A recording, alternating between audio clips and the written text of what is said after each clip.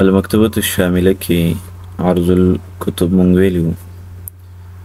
دویم اپشن په دې کې د تفسیر دی، شاشة التفسیر، د قرآن کریم متن او دغسې د هغې متعلق تفسیر، اعراب، بلاغت وغیره. د دې کتلو دپاره مکتبه شامله کې خاص یو بټن، یو زیر دای وضع کړي. د شاشة التفسیر کولولو دپاره دوه طریقې دي. یو چې دا ایکن په دې باندې دباو کوي، کلیک کوي، نو شاشه د تفسیر او د قرآن چې دی به کولاو شي. او دویم طریقه کار کنټرول کیو چې دا د دې شارټکټ دی، په دې باندې دا کولاویږي. شاشة التفسیر د قرآن کریم کې دلته دا سکرین دی. دې ځای نه تاسو صورتونه د صورت سلیکشن کولی شئ. لکه زه سوره ابراهیم راوړم، نو دا سوره ابراهیم دی. او که چېرته د صورت نوم سرچ کوئ او په هغه طریقې سره ګورئ، لکه زه دلته سوره النمل ګورم، دا سوره نمل دی. په دې طریقې باندې د بحث او بغیر د بحث نه د سکرول په ذریعه چې تاسو صورت راړوئ نو راړولی شئ. لکه دا سوره ناس. بیا د صورت متعلق هغه صورت آیاتونه، نو دې ځای کې به تاسو ته د صورت د آیاتونو تعداد درکړئ. لکه دې صورت سوره بقره کې 286 آیاتونه دي. نو کوم یو آیات تاسو سلیکشن کوئ، لکه زه 100 نمبر آیات سلیکشن کوم، نو دا دې ځای کې 100 نمبر آیات دا راغلي. او کلما عاهدوا عهده. د اجزاو په اعتبار سره که تاسو وایئ چې مونږ سپارې راوړو په قرآن کریم کې، مثلا 25 سپاره راوړم، نو 25 سپارې سلیکشن به دې ځای نه وکړم. او که د پاونو په اعتبار سره چې اول پاو، دویم پاو، دریم، هغه هم تاسو راړولی شئ. لکه دا ربع اول ده، ربع ثاني، ربع ثالث او ربع رابع. دغسې که چېرته د مصحف د صفحاتو په اعتبار سره تاسو وایئ چې مونږ صفحات بدل کړو، نو دې مصحف کې ټولې صفحې 604 دي. کومه صفحه سلیکشن کوئ نو هغه تاسو کولی شئ. یا خو دې ځای کې د صفحې نمبر ولیکئ، لکه 500 صفحه زه لیکم، 500 صفحه به راواوړي. او یا دویمه طریقه چې دې زیر باندې کلیک کوئ او دلته تاسو سکرول واړوئ او صفحې نمبر هغه سلیکشن وکړئ. او دغسې تاسو په آیاتونو کې هم کولی شئ چې سکرول ښکته کوئ او آیات سلیکشن وکړئ. بل په دې ځای کې د شاشة التفسیر یو څو تفاسیر او اعراب القرآن متعلق او بلاغت وغیره کتابونه ذکر کړي دي. لکه تفسیر بالماثور دپاره مصادرو کې تفسیر ابن جریر طبري دی او زاد المسیری راوړی. دغسې موسوعة التفسیر بالماثور چې دا اوس معاصر دی. اعراب القرآن دپاره یې جدول راوړی، تفسیر القرآن اعرابه یې راوړی. او د بلاغت وغیره دپاره دا بل تفسیر القرآن دی چې په دې کې بلاغت وغیره دې تذکره کوي. دې ځای نه که تاسو وایئ چې مونږ د یو آیات تفسیر ګورو یا د هغې اعراب ګورو، نو صورت سلیکشن وکئ. که زه سوره انعام سلیکشن کوم، سوره انعام کې 9 نمبر آیات ګورم. 9 نمبر آیات متعلق زه اعراب ګورم، اعراب القرآن چې څه وایي. نو دا د نهم نمبر آیات اعراب دی. د دې متعلق بلاغت وغیره ګورم، دا هغه تذکره کوي. تفسیر بالمعصور ګورم، موسوعة التفسیر بالمعصور کې هم شته او تفسیر ابن جریر کې هم شته. موسوعة التفسیر بالمعصور کې ګورم د دې متعلق چې کوم روایات دي یا کوم اقوال دي د تابعینو وغیره نا غیره واخیستل. په دې طریقه په شاشة التفسیر کې تاسو یو آیت لټولی شئ، د یو آیت متعلق تفسیر لټولی شئ او د یو آیت متعلق تاسو اعراب دا هم لټولی شئ. تاسو تفسیر کولاو کړی وي نو تفسیر کې دې ځای کې دا اپشن یې درکړي دي، دا پینل دې باندې چې کلیک کوئ نو د فهرست پینل به ختم شي. که بیا پې کلیک کوئ نو فهرست پینل به کولاو شي. نو دا فهرست که په دې تفسیر کې تاسو څه لټول غواړئ نو د بحث دا بټن به کلیک کوئ په دې باندې او دلته به لفظ ولیکئ او هغه لفظ چې تاسو ولټوئ به دې کې راشي. دویم که د دې کتاب نورې طبعې وي نو هغه دې ځای نه سلیکشن کولی شي او د دغې نوعې د دې قسم نور کتابونه لکه دا تفسیر سره تعلق لري، تفسیر کې نور کتابونه نوع د تفسیر به کلیک کوئ. بیا چې تاسو په دې کې کوم یو تفسیر ګورئ، لکه زه په دې کې ګورم چې تفسیر د ابن ابي حاتم راشي، دا تفسیر د ابن ابي حاتم دی. نو تفسیر د ابن ابي حاتم باندې چې ډبل کلیک کوئ نو دا به کولاو شي. دغسې که بل تفسیر ګورئ نو هغه هم کتلی شئ. بیا دا کتاب د کوم مصنف دی، د دغې مصنفینو نور کتابونه شته که نه، نو کتب المؤلف باندې به کلیک کړئ.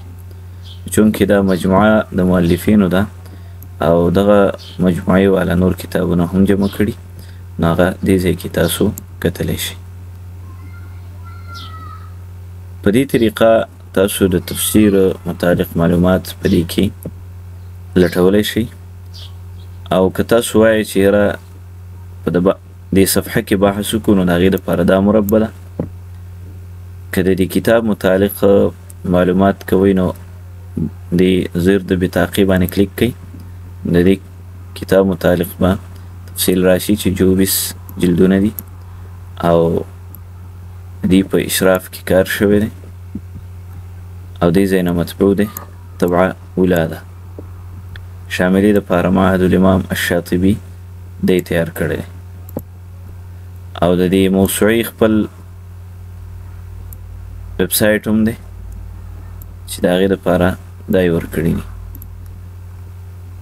او که چېرته دې ځای نه عبارت کاپي کوئ نو عبارت کاپي کولو دپاره دوه طریقې دي، یو خدا چې سره د حوالې کاپي کوي او دویم چې بلا حوالې کاپي کوي.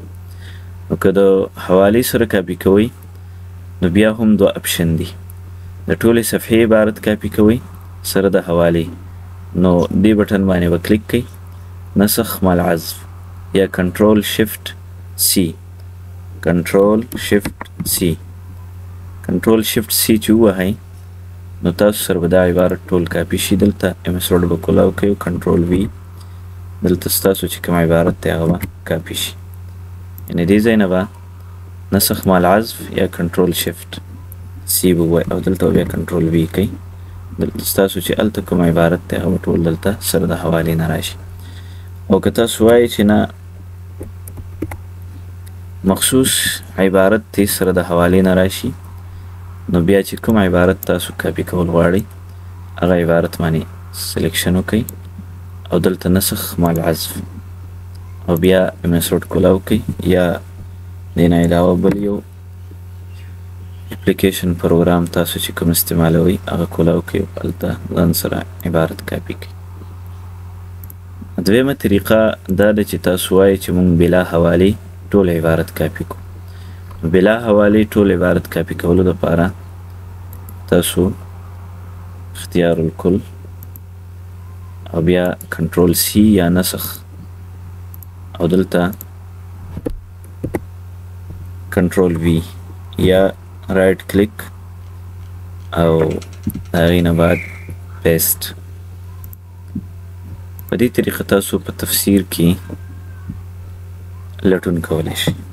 که تاسو وایئ چې موږ د قرآن کریم نص ته واپس لاړ شو نو دې بټن باندې به کلیک کوئ القرآن الکریم، نو نص د قرآن ته به تاسو راشئ.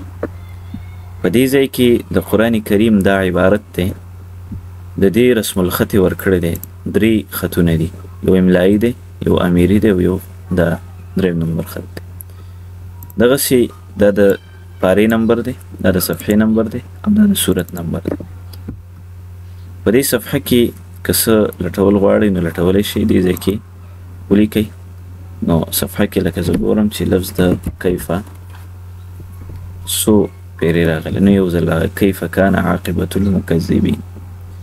که آیات لټوئ نو بحث فی الآیات کنټرول اف، دې ځای کې آیات ورکئ او تاسو ته به آیت راشي لکه القاهرو. زه دا لټومه. القاهرو لفظ قرآن کریم کې څو مقاماتو کې دی؟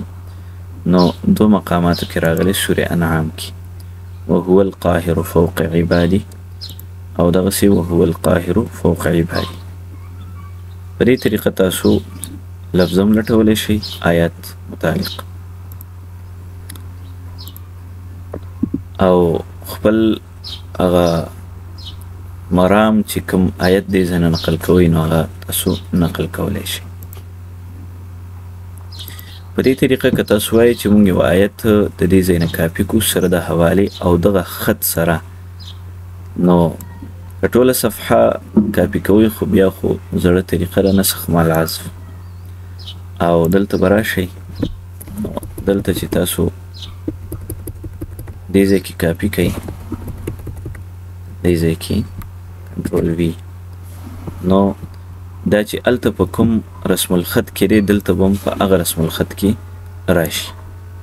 لکه دا دې ته ټریډیشنل نسخ وایي، دا په هغه خط کې دی، او دا دلته سره د اعراب او سره د وقف علاماتو کمل ترتیب آیات نښې سره به راشي.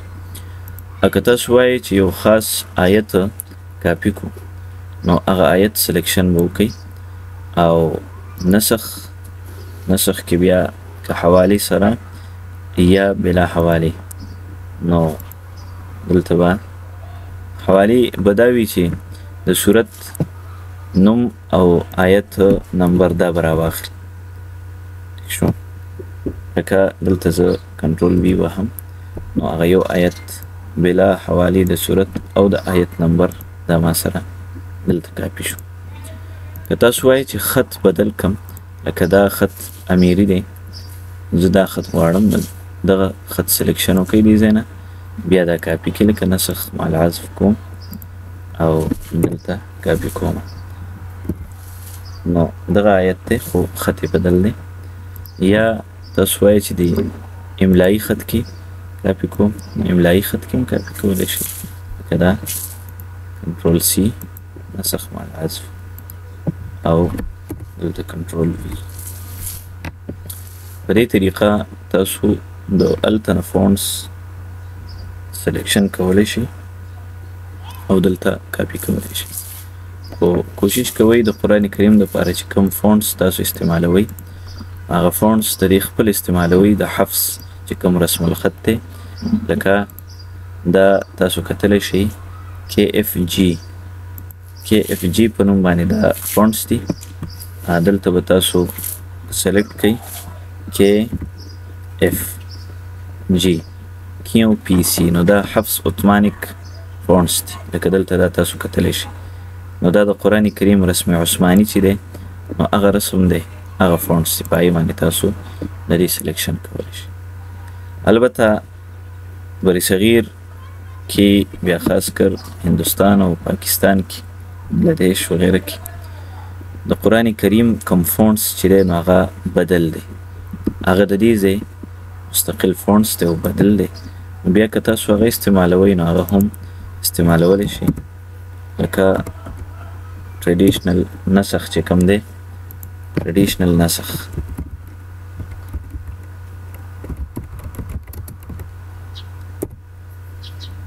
هغه هم بعضې ځایونو کې استعمالیږي، نو هغه هم استعمالولی شي.